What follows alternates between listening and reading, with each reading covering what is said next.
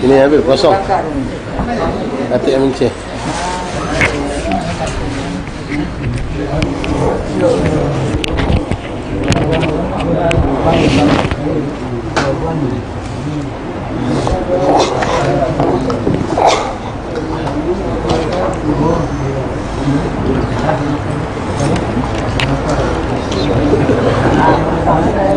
Bismillahirrahmanirrahim. إن الله وملائكته يصلون على النبي يا أيها الذين آمنوا صلوا عليه وسلموا تسليما اللهم صل وسلم وبارك عليه وعلى آله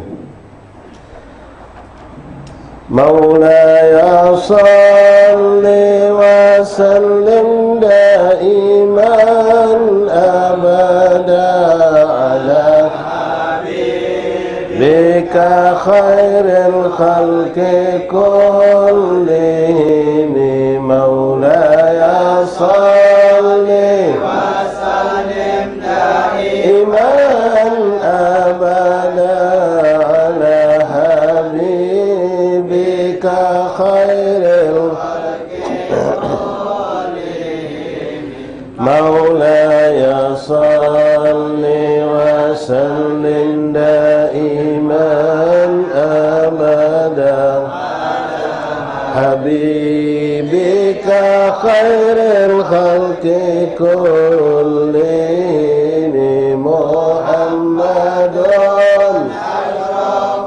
أعراب والعجم محمد خير من يمشي قدم محمد معروف جامع محمد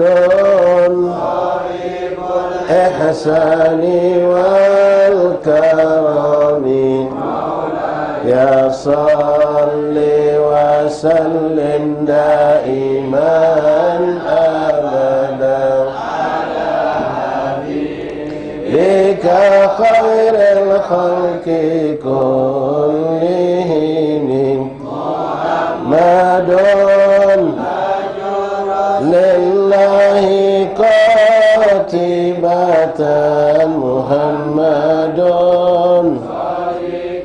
أقوال والكلم محمد حافظ محمد أخلاق وشيا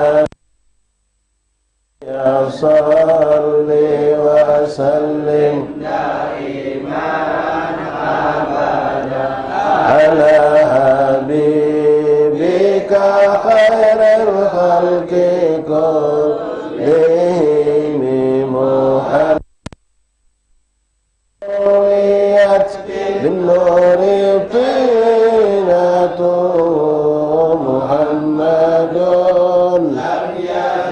نورا من الكدام بسم الله محمد حكيم بالعدل ذو شرف محمد معدن الإنعام والحكم إمامي مولاي صل وسلم دائما أبدا على حبيبك خير الخلق كلهم محمد خير خلق الله من مضر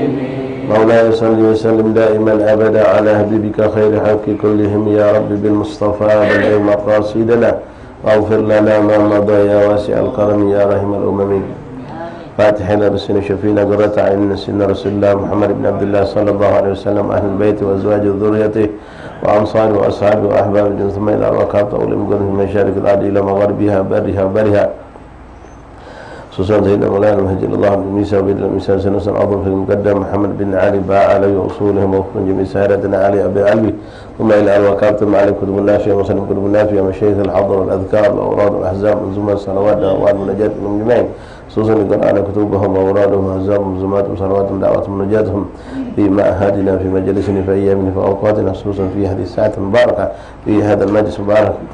الإمام أبو بكر الإمام محمد البشيري صاحب البردة والإمام ناوي الدمشقي وكل من ذكر أسماء من العلماء والمحدثين والمحدثين في هذا المجلس المبارك ثم إلى أرواح من أهل البلدة أهل فليم دار السلام خصوصا صاحب هذا الدار الحبيب البركة محمد بن محسن السقاف وأبي وأمي ومشايخي وأولادي وبناتي وإخواني وذوي الحقوق عليه أجمعين والمتقدم في هذا الدار في هذا البيت من أقاربه ثم إلى أرواح والدينا ووالدكم خاصة وأمواتنا أمواتكم أموات المسلمين عامة خصوصا وفي بابا زبدا بنت قاسم بارك والحبيب حسان بن حسين الشيخ بن شهاب الدين أن الله يغفر لهم ويرحمهم ويسلم برحمته والدين لكم خاصة وأمواتنا أمواتكم المسلمين عامة الله يدخل في قبورهم روح والريحان بشر ورشد الرضوان الله يغفر لهم ويرحمهم ويسلم برحمة الله يغفر ذنوبنا ويستر عيوبنا ويكشف كروبنا ويقضي حاجتنا حاجة والدينا أجل مشايخنا أجل معهدنا أجل إخواننا من أوصل الدعاء خاصة أن الله يفرج كربنا همنا وغمنا خصوصا هؤلاء الإخوان في فلسطين في غزة في اليمن في لبنان في سوريا اللهم أيدهم اللهم ارحمهم اللهم احفظهم اللهم الطب بهم اللهم فرج كربهم محمد اللهم أهلك أعداءنا وأعداءهم برحمتك يا أرحم الراحمين واشف مرضانا خصوصا من أرشدنا بالشفاء بن علي بن عبد الله بن حميد وابن هبيب بن رفيق وعنسى المهضر بن محمد المهضر وكل من أوصانا بدون شفاء من الإخوان أصابنا الرحمن واشفيهم شفاء نجيلا شفاء لا يغادر ولا علامة الله يأمننا إياكم ولك سجود كرم وزقنا التقوى والاستقامة ويختم لنا ولكم من حسن الخاتمة في خيرة العافية إلى حضرة النبي. فاتحة. أعوذ بالله من الشيطان الرجيم بسم الله الحمد لله رب العالمين الرحمن الرحيم مالك الدين إياك نعبد وإياك نستعين اهدنا الصراط المستقيم صراط الذين أنعمت عليهم غير المغضوب عليهم ولا الضالين آمين. بسم الله الرحمن الرحيم الحمد لله رب العالمين اللهم صل وسلم على سيدنا محمد وعلى آل سيدنا محمد رب اشرح لي صدري ويسر لي أمري واحلل عقدة من لساني يفقهوا قولي رب زدنا علما ويقينا وارزقنا فهما سبحانك لا علم لنا إلا ما علمتنا إنك أنت العليم الحكيم وتب علينا إنك أنت التواب الرحيم اغفر لنا وارحمنا وأنت خير الراحمين وانصرنا وقم الكافرين برحمتك يا أرحم الراحمين برحمتك يا أرحم الراحمين اللهم هذا منك بك إليك ولا حول ولا قوة إلا بك. معاشر الحاضرين حضرات حبائب وهبابات والإخوان وأخوات رحمني رحمكم الله السلام عليكم ورحمة الله تعالى وبركاته. الحمد لله ثم الحمد لله ثم الحمد لله لك الحمد شكرا يا ربنا. Bersyukur kita kehadirat Allah Subhanahu wa taala yang kembali mengumpulkan kita di petang hari yang kelima malam ke-6 daripada bulan Safar al-Khair. Bulan Safar yang penuh berkah. Bulan Safar yang insya-Allah menjadikan kita lebih dekat kepada Allah Subhanahu wa taala. Bulan Safar yang rahmat Allah terus dicucurkan kepada kita. Bulan Safar yang Allah menjadikan bulan ini penuh dengan keamanan, ketenangan, kenyamanan untuk kita dan untuk umat Rasulullah sallallahu alaihi wasallam khususnya dan untuk umat manusia pada umumnya. Bulan yang insya-Allah memberikan semangat kita untuk menyambut bulan Rabiul Awal kelak insya-Allah. Ma'asyiral ahbab hadirin rahimakumullah, melanjutkan kembali pembacaan kitab Al-Adhkar Imam Nawawi di penghujung daripada kitab, iaitu masuk kita pada hadis yang ke-25. Insya-Allah kita baca beberapa hadis pada petang hari yang penuh berkah ini. Bismillahirrahmanirrahim. Alhamdulillah Rabbil Alamin. Allahumma salli wa sallim ala Sayyidina Muhammad wa ala ali Sayyidina Muhammad. Qala al-mu'allif rahimahullah ta'ala wa nafa'ana fil ulum fid darain amin. Al-khamis wa 20. Hadis yang ke-25. An Abi Mas'ud Al-Badri radhiyallahu ta'ala anhu qala. Abi Mas'ud Al-Badri disebut Al-Badri menunjukkan kalau dia adalah salah satu tokoh sahabat yang ikut dalam perperangan Badar. Al-Badri yaitu seorang satu tokoh sahabat yang ikut dalam perperangan Badar yang jumlah mereka 313 dan termasuk manusia-manusia pilihan Allah yang dijamin Allah untuk mendapatkan ampunan ma taqaddam wa ma ta'akhkhar, dan dipastikan Allah pun mendapatkan kedudukan di surganya Allah Subhanahu wa ta'ala. Keagungan yang sangat luar biasa yang didapatkan mereka ahli Badar. Sampai kita pun alhamdulillah oleh salaf diajari untuk bertawassul dengan nama-nama mereka untuk mendapatkan hajat-hajat kita, hajat dunia dan akhirat kita. Ashabul Badar. An Abi Mas'ud Al-Badri radhiyallahu ta'ala anhu qala Rasulullah sallallahu alaihi wasallam, inna mimma adraka an-nas min kalam an-nubuwah al-ula idza lam tastahi fasna ma syi'ta, rawainahu fi Bukhari. Ma'asyar ahbab rahimakumullah, ini kalimat simpel tapi maknanya dalam. Rasulullah SAW bersabda, di antara daripada yang didapatkan oleh manusia dari ucapan para nabi-nabi, yaitu dari nabi ke nabi, dari ke nabi termasuklah beliau Rasulullah, memberikan ucapan yang seperti ini atau yang senada seperti ini. Sebuah nasihat, nasihat yang tajam, nasihat yang jikalau hati kita terbuka, maka kita akan menjalankan apa yang dikatakan Rasulullah ini dengan sebaik-baiknya. Rasul mengatakan, idza lam tastahi, ini pun ucapan para nabi-nabi terdahulu, fasna ma syi'ta. Ini ucapan sering sudah kita ucapkan kepada anak kita, kepada kawan kita, kepada wong-wong yang wong itu tak punya hati, tak punya rasa malu, tambang, tekak, nak ngendak dia bergawi, nak kendak dia nak berbuat, sehingga ucapan itu keluar. Apa ucapan Rasulullah mengatakan, idza lam tastahi, kalau kau tak punya rasa malu, buatlah kau apa nak kau buat, berbuatlah kau dengan apa yang nak kau buat. Kalau kau tak ada rasa malu, ya, kita malu pertama sama Allah, kedua kepada Rasulullah, ketiga kepada nenek moyang kita. Kenapa kabar yang kita gawikan dari segala perbuatan kita akan nyampe kepada mereka. Ketiga, malulah kita kepada orang yang hidup bersama kita kalau kita melakukan perbuatan yang tak baik. Nah, kalau ada orang yang sudah dicabut Allah urat malunya di bahasa kita ni, tak ada kata lagi rasa malu, maka dia akan berbuat sekendak dia. Nah, ini dinasihati, teguran dari Rasulullah untuk kita. Kita pun mendapatkan nasihat seperti ini kadang-kadang dari orang-orang tua kita. Kalau kau tak kata rasa malu, gawiklah, kendaklah kau sana, gawiklah, kendak kau sana. Ya, lajulah, nak gawi apa lajulah kau. Kalau kau tak kata rasa malu, artinya malu ini sangat penting. Dan sifat malu itulah akan mencegah manusia dari berbuat keburukan, berbuat kejahatan, berbuat kezaliman, berbuat yang merugikan orang lain. Bahkan walaupun mungkin tak merugikan orang lain, dia nak berbuat yang tak senonoh, malu. Misalnya perempuan muslimah keluar rumah tanpa nutup aurat. Atau kita, ya, kita kadang-kadang bingung dia, masih banyak ikhwan ternyata yang butuh agama di lingkungan kita. Berapa banyak laki-laki sepantar kita maka celana pendek, dan dia tak pernah rasa salah kali dia. Ya, kadang rombongan naik motor 4-5 motor balik dari futsal, maka celana pendek. Muslim kalau tak salah-salah, kalau namanya Rizki, Mahmud, Samsudin, ya, Abdul Rahman barangkali Muslim, jelas pada itu. Tapi dia tak tahu aurat terbuka, dan dia tidak merasa malu dan tidak ngelarang karena dia tak tahu, dia anggap itu biasa baik. Nah, kalau kita alhamdulillah, dan perlu kita tanamkan ayuhan ummahat, akhwat, yang kamu yang lebih mendidik anak, rasa malu itu harus ditanamkan dari kecil. Malu dalam macam-macam hal, termasuklah masalah aurat. Ya, ketika anak kita auratnya terbuka, tarik tutup, nah malu jiwaan orang, kan sering kita cakap itu kan. Orang bilang, malu jiwaan orang, tarik tutup lagi, lama-lama dia dewek, nah pas kita malu langsung narik dewek dia nutup. Ya, terus ditanamkan, diajarkan untuk dia punya sifat malu, mulai pasang ke dia baju-baju yang panjang, ya. Lalu malu untuk berbuat hal yang buruk, berbuat hal yang salah, ngambil barang yang lain, jangan malu.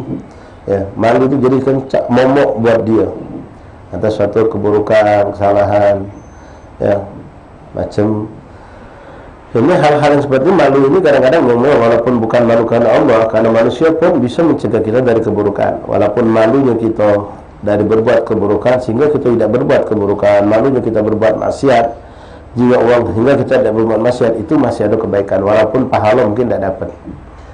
Ya, kalau orang malu karena Allah untuk berbuat maksiat, bangun tidur kesiangan subuh malu, malunya sama Allah, malunya sama Allah. Malu sama Rasulullah. Apa Allah tunjuk nikmat tidur, nikmat makan segala macam. Allah nyuruh dia bangun untuk solat subuh, dia tak bangun. Bangun siang lagi malu. Pertama kali malu sama Allah. Bukan malu sama manusia dulu lah. Mungkin kita untuk ke situ kadang-kadang jauh. Kita masih belenggu dengan malu kepada manusia. Begitu kita macam membalik haji kemarin. Ya, balik haji masih nak caklah tu lah dia. Pas bangun subuh tidak kelanggar, diberi payu, Pak, malu kita ni lah pergi haji masih tak kelanggar. Oh, tersentak langsung lakinya, langsung loncat dari ranjang, langsung ambil wuduk, langsung ambil saw, langsung pakai baju, langsung kelanggar, langsung ke masjid. Nah, ini tentu perbuatannya bukan kerana Allah. Ya, tak ada nilai pahala. Karena malunya kerana malu kerana manusia, bukan malu kerana Allah.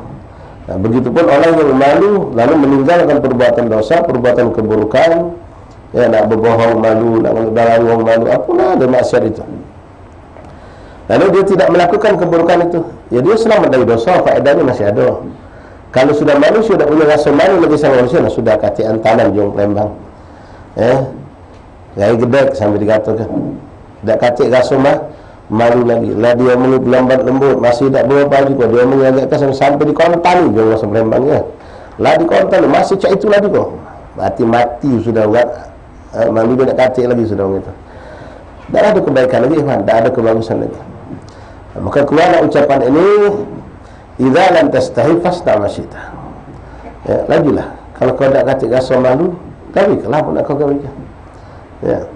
Masyaallah. Jadi malu itu penting. Maka dikatakan al-haya minal iman. Ketika ada rasa malu di hati kita, pertama tadi insya-Allah ya Rabb, malunya kepada Allah. Allah yang sudah memberikan kita segala nikmat-nikmat, kok kita bermaksiat kepadanya, kok kita melalaikan tugas-tugas yang Allah berikan kepada kita. Tidak berat, ikhwan, sebenarnya solat 5 waktu itu bukan 50 waktu. Allah tak nyuruh kita solat 100 rakaat, cuma 4 rakaat asar, 4 rakaat zuhur, maghrib juga. Tidak berat, sangat ringan. Ya, kita masih tidak melakukan, alangkah malunya kita dengan zat yang memberi kita segala nikmat diberikan Allah, tapi kita tidak melakukan perintah Allah Subhanahu wa ta'ala. Nah, begitupun kita kepada orang yang berbaik kepada kita, kalau kita tidak membalas kebaikan dan kebaikan, malulah kita. Jadi sifat malu ini jadi benteng buat kita, perisai buat kita untuk melindungi kita dari perbuatan yang salah dan menjadikan kita juga untuk mempertahankan suatu kebaikan. Malulah kita kalau kita tidak berbuat kebaikan orang lain, macam contoh, ya walaupun balik-balik nanti lillahi ta'ala atau tidak, cuma ada manfaat, ya. Macam kita jengok yang kita masih muda ni, jengok orang tua-tua yang samping Abu ya ni, yang samping kami, mereka Masya Allah hadir majlis, nanti maghrib majlis lagi. Kita yang segar sehat, waktu kosong luang, malu kita, mandai kalah sama mereka. Kita sama anak kita, sama orang kita yang rajin ibadah, kelanggar mesti kita solat di rumah, menyantai, kelakar bawah waktu mereka belajar, mereka taklim, mereka malulah kita. Nah, malu itu sebagian daripada imam. Kalau dah kata rasa malu lagi, nasallahu afiyah. Ya. Nah, perempuan terutama hati-hati ya. Rasulullah menggambarkan akhir zaman sifat malu pada diri perempuan itu dicabut oleh Allah. Perempuan itu identik dengan sifat pemalu. Sifat pemalu itu identik pada perempuan. Malu nak teriak-teriak, malu nak angkat suara, malu nak membuka aurat, malu banyak orang Cina tu. Ya, makanya anak sudah mungkin sering berapa kali nyampe ke kantor. Habib Abdurrahman bin Ahmad Segap, Habib Abdurrahman Bukit Duri, begitu membuat syair, syair pujian kepada Rasulullah, memberikan sifat-sifat Rasulullah. Di antaranya syair itu beliau buat dengan bahasa Melayu. Matlaknya, pembukanya kalau kita dengar Maulaya Shalli wa Sallim. Nah, dia bawa matlaknya, ya Rasulullah salamun alaik ya Rafi asyani wa daraji. Bawahnya syair Melayu. Nah, di antara situ beliau katakan apa, ibu-ibu ummahat akhwat, beliau katakan Nabi Muhammad sangat pemalu bagaikan gadis zaman dahulu. Cantiknya hujan syair dalam bahasa Melayu. Dibawa ya Rasulullah. Nabi Muhammad itu punya sifat sangat pemalu. Dunia sebagainya di saat mungkin bagaikan gadis zaman dahulu, tapi bukan zaman sekarang. Zaman Ini hari kita ada gang kecil, pacak sikap orang lewat, kita masuk, dia masuk, suruh kita mundur. Tidak mundur, dia maju. Apalagi dia kadang-kadang yang tiga. Kita bayangkan wabah gadis zaman dulu yang memang sampai sekarang kalau perempuan yang solehah mempunyai rasa malu, dia bertiga. Kita bayangkan memang mundur tinggi kau ini. Tapi kelihatan sekarang tidak. Ngasuh bertiga, jadi kita sebelum mundur. Masya Allah. Kadang-kadang cekak kaki jalanan, ya Allah. Kita ni malu, diam. Dia kata malu. Belum lagi yang expose dirinya di medsos ini. Banyak loh, joget ini, joget itu, macam-macam. Bangga. Na'udzubillah min dzalik. Kita lanang bermalu, ini betina sudah katik lagi rasa malu. Na'udzubillah min dzalik. Jadi penting menanamkan sifat malu kepada diri kita, kepada keluarga kita. Malu untuk berbuat salah, malu untuk terlambat dalam kebaikan, malu dalam untuk melakukan sesuatu yang merugikan orang banyak. Malu ketika tidak hadir dalam satu kebaikan, malu ketika tidak melok dalam satu kebaikan. Malu. Tapi balikkan malunya pertama karena Allah, bukan cuma malu kepada manusia. Walaupun sekali lagi malu kepada manusia itu kadang-kadang ada manfaat, cuma belum tentu berpahala. Ya, mencegah kita dari maksiat gara-gara kita malu juga tercegah dari maksiat, tapi tidak ada nilai pahala, tidak menjadi ibadah. Alhamdulillah Allah berikan kita sifat pemalu, malu kerana Allah, malu kerana Rasulullah sallallahu alaihi wasallam. Malu kita ikhwan, ya orang tua-tua malu, kami lah tua, tak lagi cak mundur dulu, malu kami. Ya, ini kan masa kita juga ada orang tua bangku masih ngecok layangan. Bingung kita. Ya, malu. Ada malunya. Kamu ada sebagai talabul ilm, anak majlis, identik sudah budak majlis. Ya, ketika kita masih nak melakukan perbuatan yang waktu dulu, katakanlah zaman jahiliyah sebelum kita bangkit majlis, malu kita. Kenapa? Walaupun mungkin malu itu karena manusia, tapi itu akan muncul ketika nanti melakukan hal yang buruk. Ya, misalnya penasaran, apalagi akhwat, ya, dengan sikap tingkah laku di jalanan tidak layak. Kadang-kadang saya bilang, oi kamu ni ada majlis macam ini. Ya, bisa makan di tahlilan, berebut. Kamu budak majlis, modai kamu. Malu. Ya, kita budak majlis sudah identik, tapi kalau kita bukan budak majlis, talak kau. Nah, ada saya rasa malu kita. Kopi pucuk kepala ni buat kita jadi malu. Baju koko ni membuat kita jadi malu untuk berbuat keburukan. Datangnya kita ke majlis, balik ke majlis itu membuat kita malu untuk berbuat hal-hal yang buruk. Alhamdulillah, mudah-mudahan Allah tidak kurangi, apalagi mencabut rasa malu pada diri kita, terutama kepada anak istri kita, perempuan-perempuan kita. Selanjutnya hadis yang ke-26.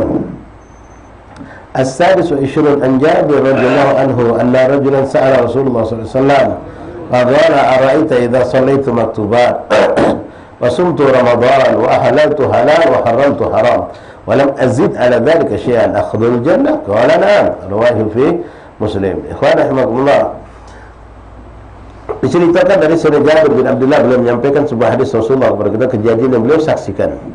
Datang seorang laki-laki.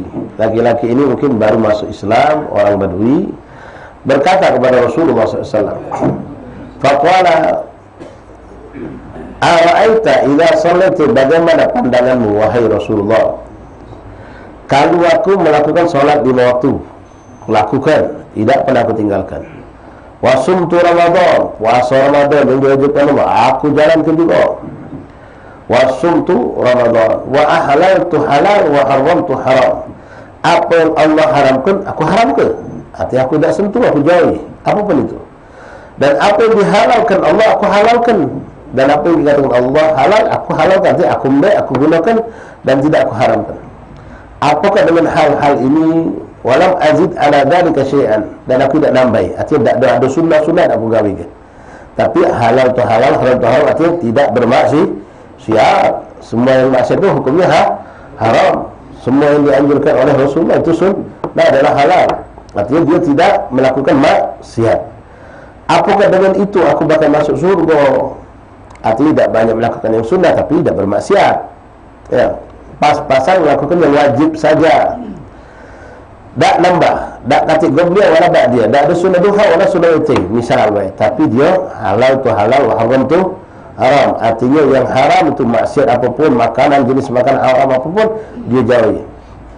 Dengan yang seperti ini, yang ibadah pokok-pokok saja ini, apakah aku bakal masuk surga? Maka dijawab Rasulullah SAW, na'am, kau masuk surga. Kalau memang bisa, tidak gampang ikhwan. Kedengaran itu gampang. Apalagi main masalah tadi, halal tu halal, haram tu haram. Tidak gampang. Mata kita tahu zina tu haram, masih kita gawe ke? Yang bukan kita jingok masih kadang sampai mutai, kadang naudzubillah. Yang menyaksikan tontonan yang haram masih kita belum baca macam beliau. Masih tidak halal tu halal, haram tu haram. Yang halal tu isteri kita, tapi kita masih melihat yang halal tu suami kita, tapi kita masih memandang suami orang lain atau laki-laki yang lain. Naudzubillah. Tidak gampang walaupun ucapan ini sederhana. Wa halal tu halal, wa haram tu haram. Tidak gampang. Tapi insya-Allah bi'aunillah, fadlillah, dengan pertolongan Allah kita bisa menjalankannya. Makanya ketika dia macam itu, ya kedengaran ini gampang, tidak gampang. Apakah aku masuk surga? Masuk surga, kata Nabi. Ya. Wallahu a'lam. Rawainahu fi Muslim. As-27 an Sufyan bin Abdullah radhiyallahu ta'ala anhu qala,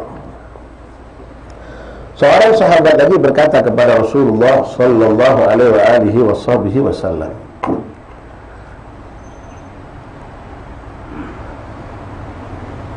"Qultu ya Rasulullah," aku berkata, wahai baginda Rasulullah, "Qulli fil Islam qawlan la as'alu anhu ahadan ghairak."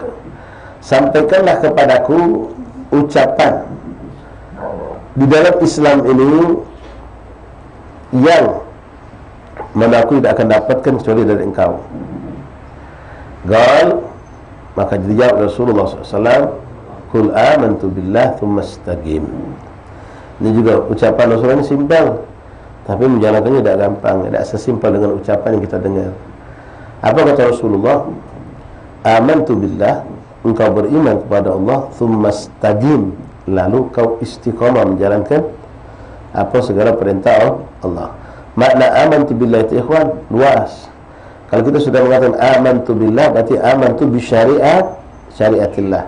Aku beriman dengan apa yang datang dari Allah. Aku beriman dengan qada dan qadarnya Allah. Aku beriman dengan apa yang datang lewat Al-Quran, dan itu adalah kalamul Allah. Aku beriman dengan apa yang datang lewat baginda Rasulullah. Makna amantu billah ini luas.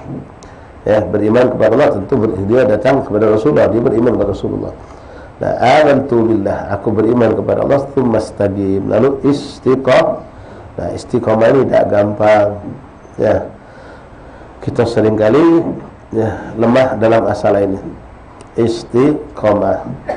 Maka dikatakan oleh ulama, al-istiqamah khairun min alfi karamah. Istiqamah itu artinya konsekuen, lurus, lempeng, dawam, continue melakukan suatu kebaikan, ataupun yang lebih berat lagi meninggalkan suatu keburukan. Nah, istiqamah. Ya, itu tidak gampang. Meninggalkan yang makruh, meninggalkan yang makruh, ataupun menjalankan yang sunnah. Tidak gampang untuk istiqamah, ikhwan.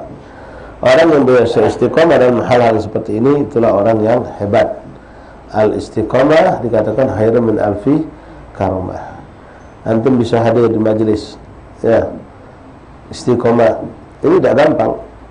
Ya, kadang-kadang kita mengalami bermacam-macam benturan di luar yang bisa menghalangi kita untuk bisa istiqamah.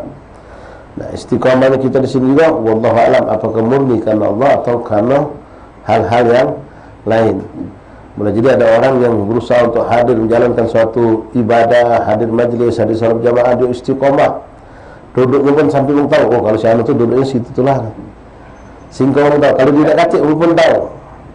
Nah, pengenal saat itu dia dah tidak ada semangat untuk pergi majlis, tidak semangat untuk solat berjamaah, lesu, gawaknya pengen tidur. Cuma hanya terlintas dalam fikirnya, kalau aku dah datang ni ujungnya dah istiqamah. Tak lama lagi ni Maulid Arba'in. Ya. Banyak yang anak sampai malam 30, malam ni 30 tak pun absen, istiqamah. Ya. Sampai hujan terus anak tetap istiqamah. Istiqamah ni apa motivasinya? Apa cuma minta disebut inilah orang paling istiqamah kan tak pernah absen? Na'udzubillah, itu cuma surah hewan, gambaran deh. Yang diketahui mana hasil yang kau dapat? Cuma datang arba'in 10 malam tapi dapat hebat banyak ilmu diamalkan, afdal daripada 40 malam tapi dia tak mengamalkan apa pun yang dia dapat dari majlis. Istiqamah memang baik, kalau kita mampu. Tapi tanya kan istiqomah kita karena Allah Rasul atau karena yang lain. Ya. Anak sebenarnya malam itu tidak datang, cuma dalam tempat ustaz acaranya. No, berarti tidak kelamaan judulnya. Ya, tidak lemak itu masih kampung mertua undang. Ada tidak kelemahannya, bukan istiqomah. Istiqomah itu ikhwan rahimakumullah memang kita lakukan karena Allah wa Rasul, bukan karena selain Allah dan Rasul. Istiqomah adalah melakukan ketaatan, dan yang lebih berat istiqomah adalah meninggalkan kemaksiatan. Boleh jadi ikhwan rahimakumullah kita nak tahu kita istiqomah apa tidak, terutama dalam melakukan ketaatan atau meninggalkan kemaksiatan itu di saat kita berada di lingkungan yang di luar kebiasaan lingkungan kita yang baik ini. Masih tidak kita mampu, misalnya antum tidak di Palembang, tinggal di suatu daerah lain, di komunitas yang berbeda, masih tidak kita untuk sholat berjamaah, masih tidak kita ngambil saf depan, masih tidak kita pakai siwak, masih tidak kita gobliyah ba'diyah. Kadang-kadang terjingok di situ. Begitu kita pindah lingkungan baru, ternyata kita tidak melaksanakan apa yang selalu kita gawikan di saat kita di lingkungan yang lama. Di situ bukti yang bisa membantu kita bisa istiqomah di antara adalah lingkungan. Ya, lingkungan. Yang bisa menghancurkan kita dari istiqomah juga adalah lingkungan. Termasuklah lingkungan dalam makna bukan cuma komunitas tempat tinggal, tapi uang yang hidup bersama kita. Ketika kita hidup tinggal sesama anak majlis yang perhatian dengan sunnah Rasulullah, kita pun akan istiqomah. Begitu kita tidak pakai siwak, solat, dan kita jalan dari asar tadi, solat asar, terus ketemu majlis, maghrib dia masih sama dia juga, solat maghrib, ketemu isya, sampai 3 waktu solat, asar, maghrib, isya, kita tidak pakai siwak. Masih lama tegar, mana siwak inti? Langsung ditegur oleh kawan, mana siwak inti? Pas maghrib, no, masih belum siwak inti. Kadang-kadang kawan kita yang Masya Allah min syiddatil hub fillah, dia menunjukkan milikinya siwak. Tahan di telepon kawan, kalau inti sini tolong mampir ke toko ini, toko minyak wangi yang depan ini macam ada jual siwak, beli ke siwak, palangan kupas ke. Dia tahan ngejual ke kita. Nah ini nikmat punya kawan macam ni yang bisa benar-benar membantu kita untuk istiqomah. Tapi kalau lingkungan kita tidak, ya alhamdulillah, ini lingkungan sangat mempengaruhi. Makanya Rasul mengatakan pernah almaru ala dini khalili, atau kamu Rasulullah SAW, seorang itu tergantung agama temannya. Seorang itu akan baik kalau berteman dengan orang baik, maksudnya begitu. Kalau orang itu akan buruk kalau berteman dengan orang buruk. Menjalis jalis, ya, itu sudah kaidah dan bahkan itu hadis Rasulullah SAW. Nak tahu bagaimana kondisi seorang itu baik atau tidak, kalau dia capo gawang dia bermain, gawang dia berjalan, gawang dia berkumpul. Kalau kau saksikan yang berkumpul dengan orang-orang baik, walaupun nanti belum tahu benar tentang si fulan, itu bisa baca, kalau gawang budak-budak macam ini, berarti cak inilah tak jauh beda. Ya, itu dalam kacamata yang baik. Begitupun kalau dengan kacamata yang salah, yang buruk. Kalau gawang yang tak benar, wong tak bagus, maka walaupun kita tidak perlu meneliti dia, tapi kita tahu kawan-kawan siapa, maka kita bisa pastikan orang ini juga tidak akan jauh dengan orang yang duduk bergaul sama dia. La haula wala quwwata illa billah. Baik, ikhwan rahimani rahimakumullah. Ghaib ulama hadal hadis min jawami'il kalamihi sallallahu alaihi wasallam wa mata'a bi kulli qawlihi ta'ala innal ladzina qalu rabbuna Allah thumma istaqamu fala khawfun 'alaihim wa la hum yahzanun. Qala jumhur ulama makna al-ayat wal hadits aminu wa tazimu ta'atillah. Hadis ini kata ulama, kata Imam Nawawi, inilah sebuah hadis yang benar-benar super hebat, yaitu di dalamnya mengandung kalimat yang pendek, jawami'ul kalam, artinya ucapan kalimat mutiara yang benar-benar memiliki makna yang luas. Kalimat yang pendek tapi makna yang sangat luas, nasihatnya pun sangat tinggi. Yang mana hadis ini adalah penterjemahan daripada makna qaulu ta'ala firman Allah dalam Al-Quran, innal ladzina qalu rabbuna Allah. Mereka adalah orang-orang yang menyebutkan, berikrar rabbuna Allah, Tuhan kami adalah Allah. Tsumma istaqamu, lalu mereka istiqamah, fala khaufun 'alaihim. Mana istiqamah di sini? Iltazimu ta'atillah, lalu mereka selalu dalam taat kepada Allah. Ya, Rabbuna Allah, summa istaqamu, lalu mereka selalu istiqamah dalam taat. Mana taat tarkul ma'asi wa imtithal amal, menjalankan segala perintah Allah, menjauhi segala larangan Allah. Lalu istiqamah, mereka lah para aulia Allah, para salihin yang disebut di sini, fala khaufun 'alaihim wa la hum yahzanun, tidak ada rasa takut pada mereka dan tidak ada rasa sedih pada mereka. Yang mana dalam ayat lain kita tahu itu adalah sifat para aulia Allah illa awliya Allah la khaufun alaihim wa lahum yahzanun. Nah, ini sifat-sifat orang-orang yang hebat, istiqomah. Ya. La ilaha illallah. Orang istiqomah ikhwan yang macam kita ni lagi buntu mulai goyang. Ada masalah dikit mulai ada ke majlis. Ya, aku lagi banyak unyam, banyak masalah kita lepas.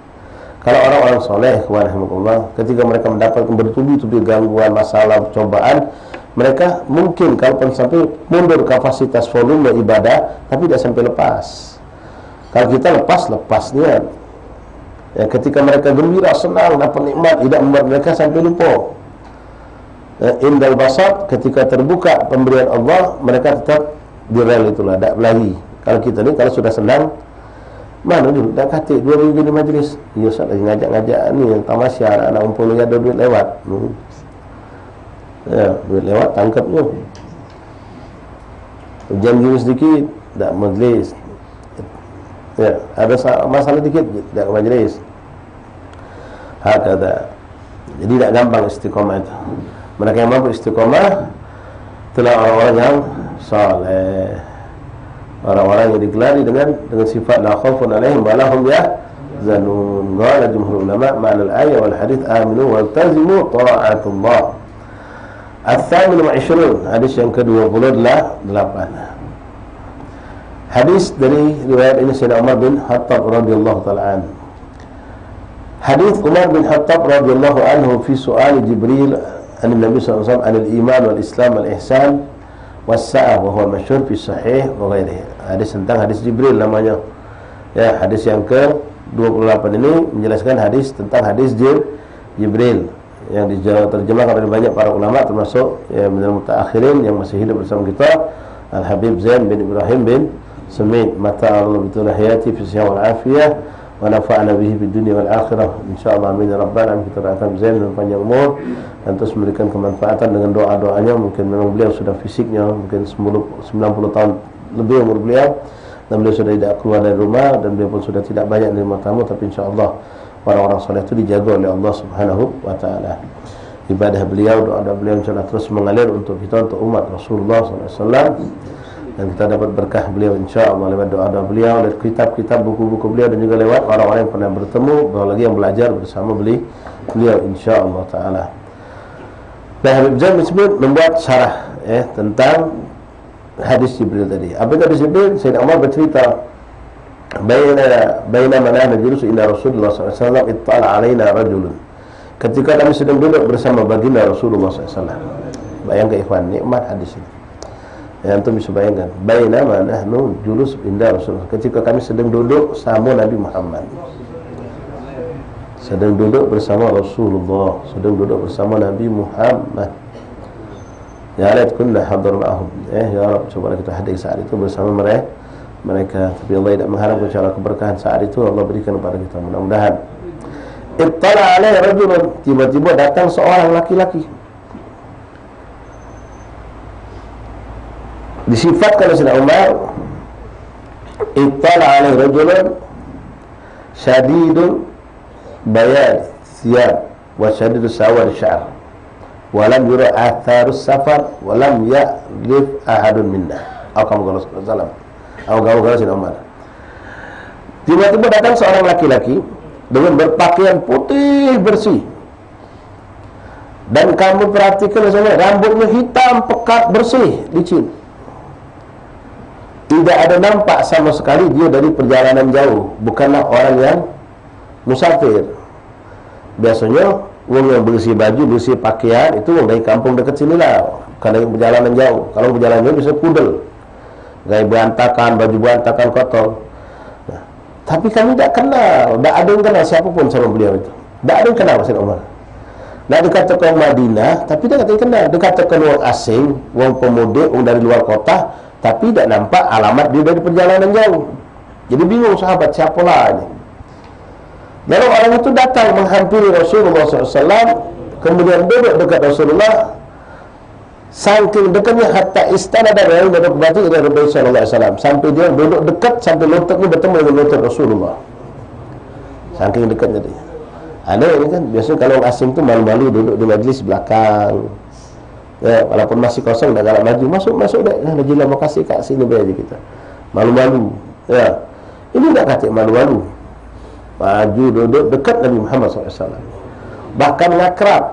Dia meletakkan tangannya di paha Rasulullah macam kita nak. Dia apa khabar? Ya, menunjukkan akrab, megang paha, akrab. Kemudian orang asing itu, sahabat lagi bingung, lagi bengong tengok tingkah laku orang asing ini, bertanya di hadapan Rasulullah. Tapi dia tidak nama ya Rasulullah. Dia panggil Nabi Muhammad dengan nama Muhammad. Seakan-akan memang dia tak tahu itu Nabi Muhammad. Dia bilang, ya Muhammad, akhbirni anil Islam. Wahai Muhammad, coba kabar ke, sampai ke kepada aku, terangkan sama aku, apa dia Islam itu? Maka Nabi menjawab, Islam Allah wa anna Muhammadur Rasulullah wa tuqimus salat wa tu'tiyaz zakat wa tasum Ramadan wa tahajjul bait liman istata'a sabila. Islam itu disebutkan rukun Islam. Kau bersyahadat bahawa tiada Tuhan selain Allah dan aku Nabi Muhammad Rasulullah. Kau menjalankan salat, laksanakan puasa, mengeluarkan zakat dan pergi haji bagi yang mampu. Begitu dijawab, orang yang bertanya, sadaqta, benar kau Muhammad, benar kau Muhammad. No, terkejut sahabat orang ini. Ngetes berarti. Ya, bukan nanya tapi ya ngetes. Lalu nanya lagi, akhbirni anil iman. Apa itu iman? Coba jelaskan wahai Muhammad. Bil yaumil akhir wa bil qadri khairi wa syarri min Allah. Dijelaskan dengan rukun iman. Iman adalah iman kau kepada Allah, wa malaikatihi wa kutubihi wa rusulihi wa bil yaumil akhir wa bil qadri khairi wa syarri. 6 rukun iman. Begitu dijawab Rasulullah, ngomong lagi dia, sadaqta, benar kau wahai Muhammad. Tambah dulu sahabat, siapalah orang ini? Mana-mana dia anil ihsan. Apa itu ihsan? Maka dijawab Rasulullah SAW, al-ihsan an ta'budallaha ka'annaka tarah fa illam takun tarah fa innahu yarak. Engkau menghambakan diri kepada Allah seakan-akan engkau melihat Allah, dan kau tidak mampu melihat itu, maka pastikan Allah melihat engkau. Setelah itu dia bertanya lagi, ya Muhammad, mata sa'ah? Wahai Muhammad, kapan hari kiamat? Hanya tentang hari kiamat. Sahabat, tegang tengok orang ini.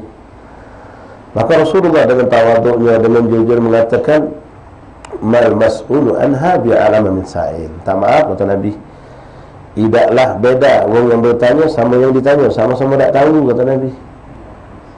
Nabi tak tahu, memang tak tahu. Kita ni budak majlis, tanya orang, tak tahu kan. Malu kalau budak majlis tanya tak tahu. Makin bapak tu, dek kau ni galak ke majlis kan? Majlis sufi, ya aku nak tanya kau, ini macam mana? Oh itu pak, kalau tak salah boleh. Oh, tidak salah pula. Tak tahu jangan memang tahu. Kalau ragu, kaget pagi aku tanya ke ustaz dulu, aku agak ragu masalah ni. Ini orang tahu betul langsung. Ya, apa lagi live ini. Ya, siaran langsung ditanya orang, interaktif istilahnya ya. Oh, ada telefon si kok. Tanya, jadi bagaimana hukum ini? Tak kata orang di telefon tu tak pacak jawab. Pacak kalau jawab, Masya Allah. Kadang memang pacak jawab benar, tapi kita saksi kepada ikhwan jawab salah. Kalau tak pacak, mana pun jawab pacak. Wallahu a'lam itu mulia, bukan satu yang merendahkan kita. Orang bertanya, kita tak pacak atau kita ragu. Wallahu a'lam, minta maaf. Anak tahu tapi anak masih ragu. Jadi anak nak pastikan dulu. Kata insya-Allah anak kasih jawabannya. Atau anak tanya ke sama guru anak. Jangan kita ni tamu-tamu di gelap sudah budak majlis, ditanya apa tahu kalau jawab kalau kita tak tahu. Kecuali kalau dia pasti tahu benar yakin, ya macam mana soal tu berapa rakaat, ya dah usah tanya ustaz lagi, jawab ya tahu kita, dia tahu. Nah Rasulullah ketika ditanya mata sa'ah, dia jawab seperti tadi. Ketika dijawab bahwasanya Rasulullah mengaku tak tahu juga sama dengan yang bertanya, maka Jibril alaihissalam bertanya, akhbirni an amaratiha. Kalau macam itu, sampaikan kepada aku tanda-tandanya apa dia bayang Rasulullah.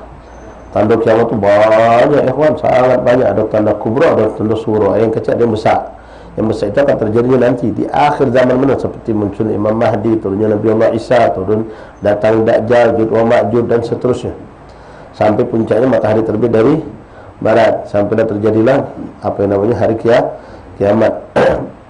Panjang cerita itu nanti akhir zaman.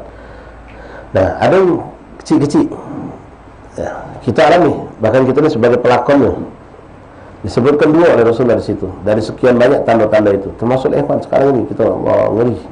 Yang ngeri bapak ikhwan. musibah di mana-mana.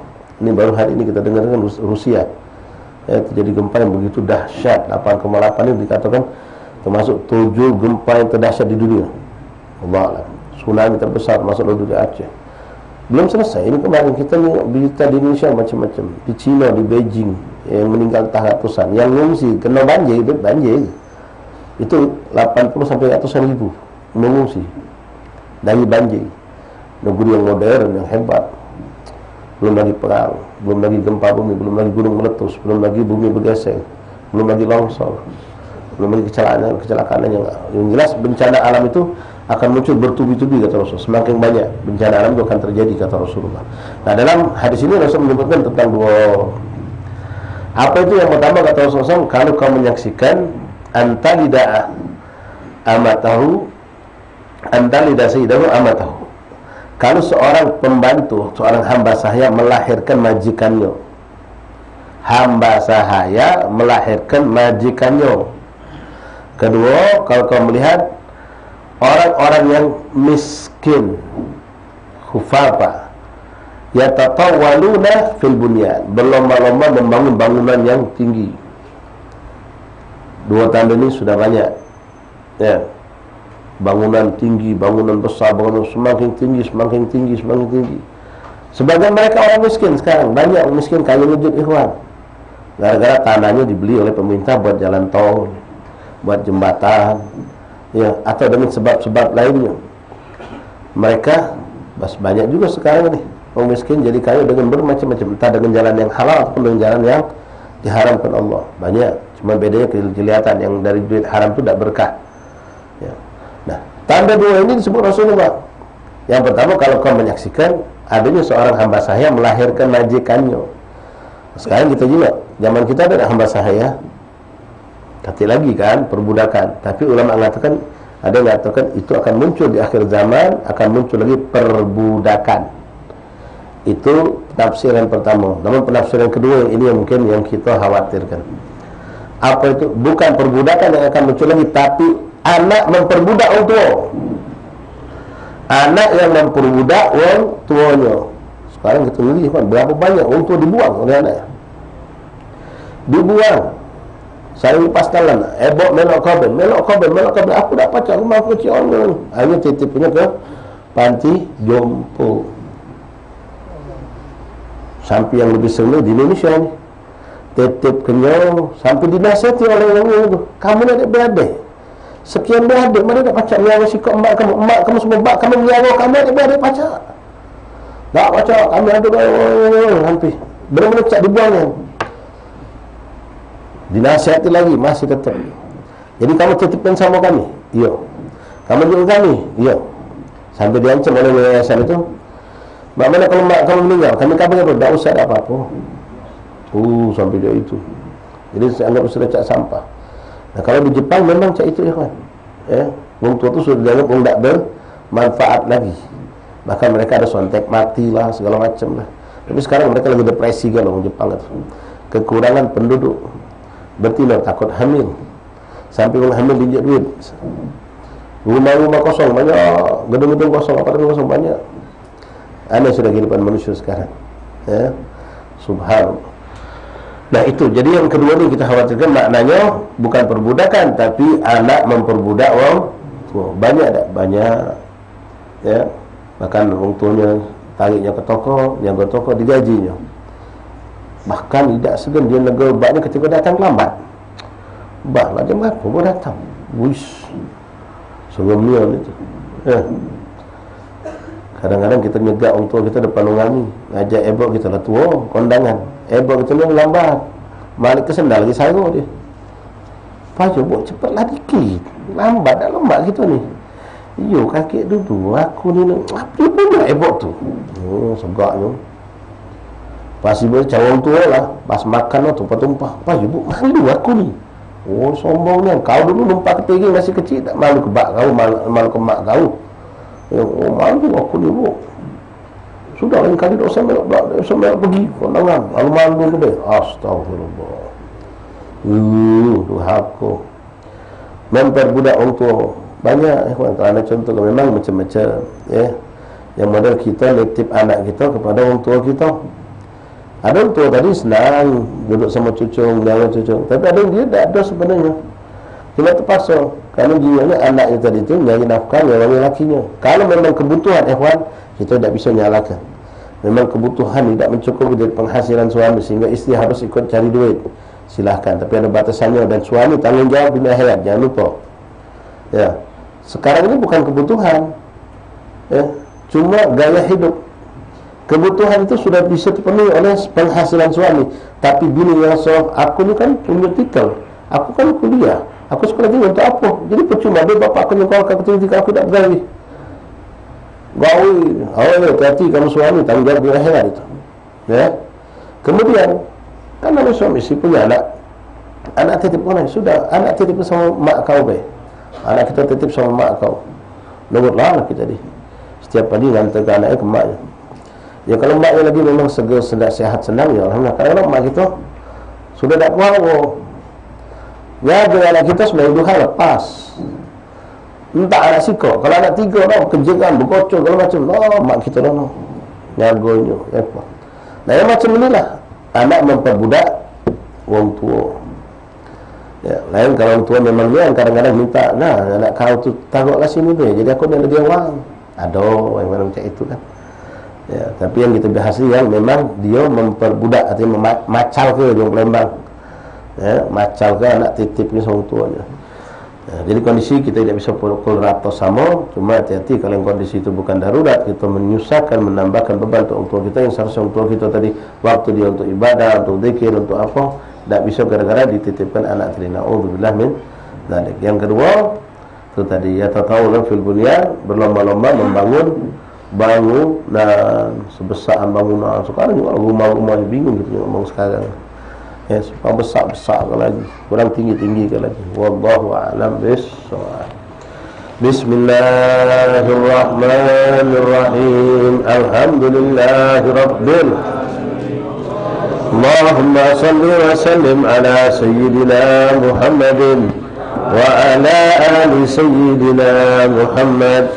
Ya Rabbana ta'afna bi annana وأننا أشرفنا على لظى أشرفنا فتب علينا توبة توصل لكل حوبة واستر لنا الأوقات وآله الروعات واغفر لوالدينا واغفر ومولودنا والأهل والإخوان وسائر البلاد وكل ذي محبة أو جيرة أو صحبة والمسلمين أجمعين يا ربي أسمع فضلا وجودا منا